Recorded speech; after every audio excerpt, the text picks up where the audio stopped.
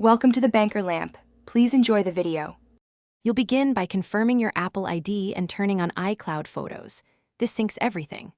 On iPhone or iPad, go to Settings, tap your name, then iCloud, then Photos. Enable iCloud Photos and select Download and keep originals if you want full resolution files. On Mac, open Photos Preferences iCloud and check iCloud Photos and download originals to this Mac. On a Windows PC, install iCloud for Windows, sign in, and enable Photos. Once done, your library will start syncing down. You now move into the detailed transfer steps per platform. On Mac, open Photos and the images will download automatically to your Pictures folder when you choose Download Originals. Make sure you have enough disk space.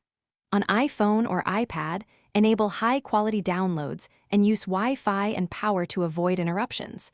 Large libraries can take hours or days.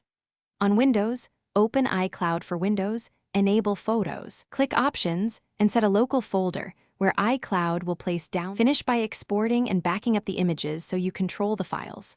On Mac, select Photos in Photos and use File Export Unmodified Originals to get original files.